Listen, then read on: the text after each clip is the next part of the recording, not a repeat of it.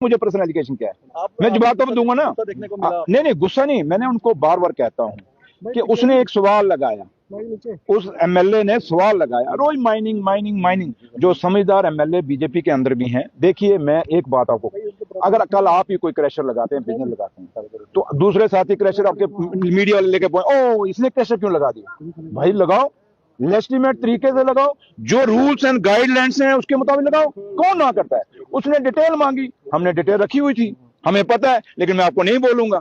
लेकिन अगर मैं ये पर्दा अगर उठेगा, सुरेंद्र चौधरी यहाँ खड़ा होकर कहता है और माँ वैष्णो तरफ की हाथ खड़ा कर कहता है, एक भी क्रैशर मेरा होगा, मेरे बच्चों के नाम होगा, जनाब रिजाइन कर जाऊंगा। क्यों मैं दाढ़ी से बोलता हूँ? क्योंकि मेरे पर कुछ नहीं है। लोग इल्जाम तो कल आप पे भी कोई लगा देगा, कोई कहेगा मीडिया पे सो इल्जाम नहीं लगाते जनाब, जब आप सच बोलोगे कई लोग लगाते हैं, लगा नहीं जनाब ये वो करते हैं फलान करते हैं, वर्ड यूज नहीं करना चाहता। इसलिए ये आपको मेरी क्लैरिफिकेशन खुद देनी चाहिए और आप लोगों को खुद खोजी पत्रकारिता करनी चाहिए। अगर सुरेंद्र चौधरी अगर इसके ऊपर कोई है तो आपको बाहर लाना चाहिए, मैं कहता हूँ लाइए आप। बाकी ये कहना जी वो ये कर गया वो कर गया, कहते हैं जब किसी का मुकाबला ना कर सको तो उसको बदनाम कर दो, ये बदनाम करने की कोशिश करते हैं। लेकिन मेरी माँ वैष्णो देवी को इतनी ताकत है जिसने मुझे यहाँ तक पहुंचाया है, वो मेरे पीछे खड़ी है, इसलिए माँ के लिए बोल रहा हूं। एक प्रश्न हो रहा है, ले लिया है, अब फैसला तो 5 साल बाद होना है, लेकिन आज वो एक जोर जबरदस्ती से लोगों पे एक फैसला थोप रहे हैं।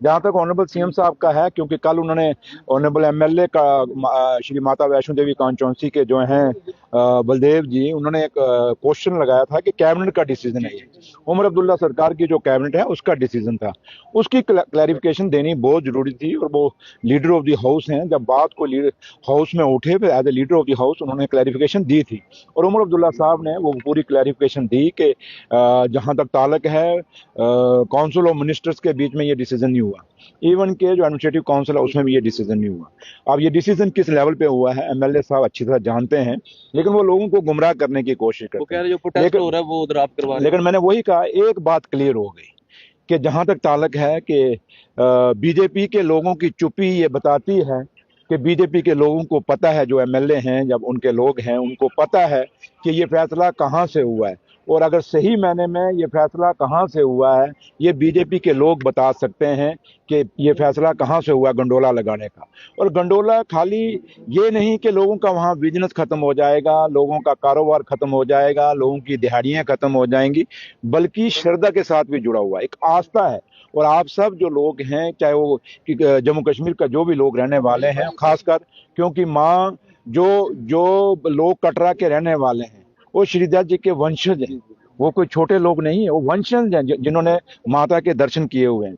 और दूसरा है कि हाँ बारीदार, हाँ सदियों से कर रहे हैं और ये माँ के वंशज हैं।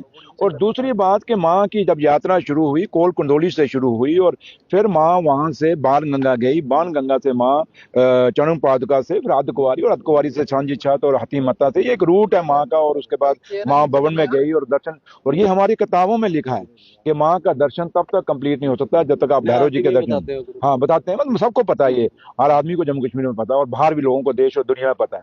इसलिए ये एक तो आस्था कि आप माँ के रूट को चेंज कर रहे हो, जिस कदमों पे लोग यही सोचते थे कि ये माँ हमारे साथ चल रही है, एक फीलिंग आप खुद जब आपने पैदल यात्रा की होगी आप देखते होंगे, हमें फीलिंग होती थी एक, वो 14 किलोमीटर चलना कभी हम लोग को महसूस ही नहीं होता था। ऐसे हमें कोई कहे 14 किलोमीटर चलना लोग थक जाते हैं, बट वो माँ की ऐसी कृपा थी क्योंकि मेरी माँ के चरण उस पावन पवित्र रास्ते पे पड़े हुए हैं। आज आप उस रास्ते की इंपॉर्टेंस खत्म कर रहे हैं, ये आस्था से छेड़छाड़ नहीं है। और जो बीजेपी, दुख इस बात का आता है, जो बीजेपी सनातन की बात करती है, जो बीजेपी हिंदुओं की आस्था की बात करती है, जो बीजेपी भगवान श्री राम जी के उस पुल की बात करती है जो श्रीलंका में गया उसकी बात करती है, तो वहीं बीजेपी के दो चेहरे क्यों? वहां आप उस पुल की बात कर रहे हैं जो भगवान राम जी के हैं। एक सर वो माँ जिस माँ के चरण जिस रास्ते से पड़े हैं उसको आप उधर से लोगों को डाइवर्ट कर रहे हैं और आप गुंडोला के साथ जोड़ रहे हैं। और इसलिए ये एक आस्था प्लस बिजनेस, एक रोजगार लोगों का खत्म करना, वो कभी भी माँ वैष्णो देवी नहीं होने देगी। अब ये तो आज जोर जबरदस्ती से कर रहे हैं, ठीक है, डंडे के जोर पे पुलिस लगा के आप कर रहे हो। पहुंच चुका है चौधरी साहब, विधायक जी ने गंभीर आरोप लगाए हैं, आप लोगों ने कहा कि उनकी जान को खतरा, अगर उन्हें कुछ भी होता है तो उसके जिम्मेवार आप होंगे। देखिए ये पुलिस सिक्योरिटी किसके लिए? अगर बात उठाना, अब मुझ पे भी 100 गंभीर आरोप लगते हैं, आप रोज देखते हो कई ड्रामे हाउस के अंदर होते हैं, मेरे पर लगाते हैं। अब मैं कहूँ जी मेरी जान को कुछ हो गया तो वो जिम्मेवार, ये कौन सा है? आप फैसला सही करें ना भाई।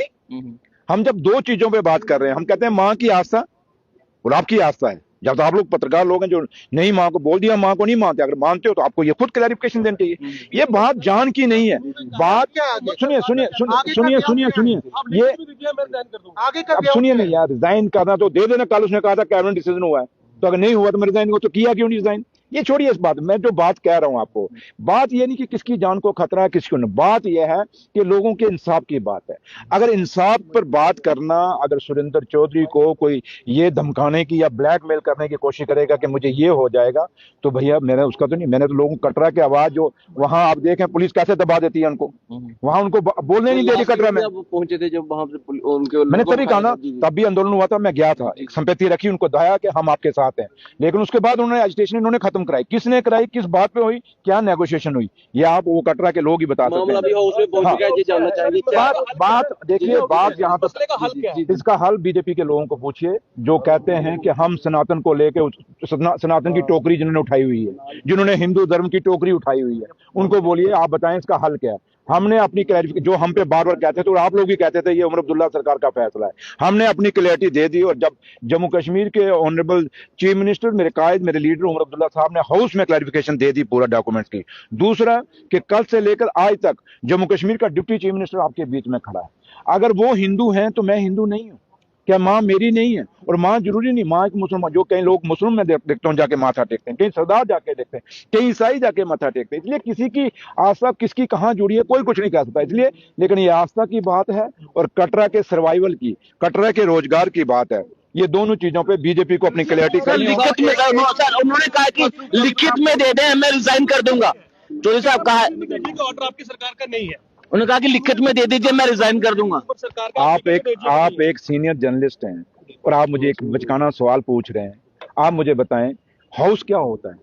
हाउस की पोस्टिंग इतिहास बनता है। ये आज हम हैं, कल नहीं भी होंगे, तब भी अगर हम नहीं होंगे तो ये प्रोसीडिंग में आएगा। और जब प्रोसीडिंग में कोई बात कही जाती है जनाब, इतिहास बनता है। कब वाजपेयी साहब ने क्या कहा, आज भी आप पार्लियामेंट में जाएं वो प्रोसीडिंग निकलेगी। चंद्रशेखर जी ने क्या कहा, वो प्रोसीडिंग निकलेगी। इसलिए आप ये सवाल मुझे मत पूछें, और मैं, क्योंकि आपकी भी जिम्मेदारी है, मीडिया कहे कि हम सिर्फ उनसे सवाल उठा और मेरे से उठा दिया, मेरे से उठा उधर नहीं। आप भी अपनी जिम्मेदारी, अगर आप कहते हैं वो ठीक कर रहे हैं तो आप कह दीजिए कि ठीक है। ये कौन सी बच्चों वाली खेल, मुझे लिख के दो मैं रिजाइन करूंगा, तू लिखेगा मैं रिजाइन करूं, ये बात रिजाइनों की नहीं। अगर रिजाइन की बात है तो जब कल उन्होंने कहा था कैबिनेट डिसीजन है, आज हमने कह दिया कैबिनेट डिसीजन नहीं है, तो कर दें रिजाइन। किसने मना किया? इसलिए मैंने कहा ना, ये तू मैं नहीं है, ये किसी के जिंदगी का सवाल है, किसी की आस्था का सवाल है। और इसको आप मत लाइटली लीजिए, इसको एज ए टीआरपी मत लीजिए, इसको लोगों के रोजगार के साथ जोड़ के देखिए। आप लोग लोकल हैं, जो लोग जम्मू कश्मीर के हैं, आप लोग समझ सकते हैं मैं क्या कह रहा हूँ। इसलिए मैं ज्यादा, मेरी आदत नहीं, जो मैंने क्रशर के ऊपर भी सवाल उठाया, क्या एलिगेशन, चलो बताओ क्या बोल रहे थे बार बार क्रशर के ऊपर। हाँ बताओ क्या एलिगेशन, मेरे पर पर्सनल एलिगेशन क्या है बताइए ना मुझे, पर्सनल एलिगेशन क्या है, मैं जवाब तो दूंगा ना। नहीं गुस्सा नहीं, मैंने उनको बार बार कहता हूँ कि उसने एक सवाल लगाया, उस एमएलए ने सवाल लगाया, रोज माइनिंग माइनिंग माइनिंग। जो समझदार एमएलए बीजेपी के अंदर भी हैं, देखिए मैं एक बात आपको, अगर कल आप ही कोई क्रैशर लगाते हैं, बिजनेस लगाते हैं, तो दूसरे साथी क्रैशर आपके मीडिया वाले लेके ओ इसने क्रैशर क्यों लगा दिया? भाई लगाओ, लेजिटिमेट तरीके से लगाओ, जो रूल्स एंड गाइडलाइंस हैं उसके मुताबिक लगाओ। कौन ना करता है? उसने डिटेल मांगी, हमने डिटेल रखी हुई थी, हमें पता है, लेकिन मैं आपको नहीं बोलूंगा। लेकिन अगर मैं ये पर्दा अगर उठेगा, सुरेंद्र चौधरी यहाँ खड़ा होकर कहता है और माँ वैष्णो तरफ की हाथ खड़ा करके कहता है एक भी क्रैशर मेरा होगा, मेरे बच्चों के नाम होगा, जनाब रिजाइन कर जाऊंगा। क्यों मैं दाढ़ी से बोलता हूँ? क्योंकि मेरे पर कुछ नहीं है। लोग इल्जाम तो कल आप पे भी कोई लगा देगा, कोई कहेगा मीडिया पे सो इल्जाम नहीं लगाते जनाब, जब आप सच बोलोगे। कई लोग लगाते हैं, नहीं जनाब ये वो करते हैं फलान करते हैं, वर्ड यूज नहीं करना चाहता। इसलिए ये आपको मेरी क्लैरिफिकेशन खुद देनी चाहिए और आप लोगों को खुद खोजी पता करनी चाहिए। अगर सुरेंद्र चौधरी अगर इसके ऊपर कोई है तो आपको बाहर लाना चाहिए। मैं कहता हूँ लाइए आप, बाकी ये कहना चाहिए वो ये कर गया वो कर गया। कहते हैं जब किसी का मुकाबला ना कर सको तो उसको बदनाम कर दो। ये बदनाम करने की कोशिश करते हैं, लेकिन मेरी माँ वैष्णो देवी को इतनी ताकत है जिसने मुझे यहाँ तक पहुँचाया है, वो मेरे पीछे खड़ी है, इसलिए माँ के लिए एक प्रश्न हो रहा है।